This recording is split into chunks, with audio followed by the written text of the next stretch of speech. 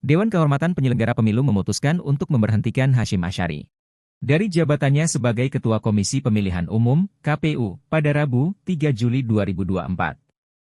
Keputusan ini diambil setelah adanya laporan dari seorang perempuan berinisial CAT, anggota Panitia Pemilihan Luar Negeri (PPLN), Den Haag, Belanda.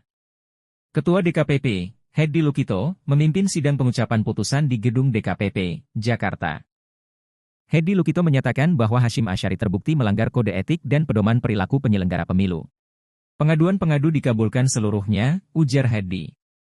DKPP juga meminta Presiden Jokowi untuk menindaklanjuti putusan ini dalam waktu 7 hari, serta memerintahkan Badan Pengawas Pemilihan Umum untuk mengawasi pelaksanaannya. Dalam keputusannya, DKPP menyatakan bahwa Hasyim Asyari melakukan hubungan seksual dengan CAT di kamar hotel tempatnya menginap pada 3 Oktober 2023. Saat itu, Hasyim sedang bertugas di Den Haag, terkait urusan pemilu dan menghubungi CAT untuk datang ke kamarnya. Di sana, Hasyim dilaporkan merayu dan memaksa hingga terjadi hubungan seksual. DKPP menyebutkan bahwa kejadian tersebut didukung oleh bukti-bukti, meskipun tidak dijelaskan secara rinci. Sebelumnya Hasyim Asyari juga pernah beberapa kali mendapatkan sanksi dari DKPP. Pada Mei 2024, Hasyim dan 6 komisioner KPU lainnya mendapat peringatan terkait dugaan kebocoran data pemilih pada Sistem Informasi Data Pemilih, SIDALI, KPU. DKPP menyatakan bahwa para teradu seharusnya menindaklanjuti dugaan tersebut sesuai dengan Undang-Undang Perlindungan Data Pribadi.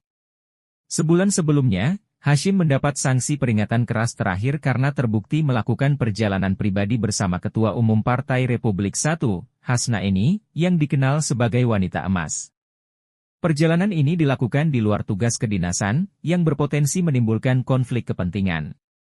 Pada Maret 2024 Hasyim mendapat sanksi peringatan keras karena tidak mencoret nama Irman Gusman, mantan Ketua DPD RI yang berstatus eks-terpidana korupsi, dari daftar calon sementara, DCS, DPD RI. DKPP menilai KPU lalai dalam proses pencalonan ini.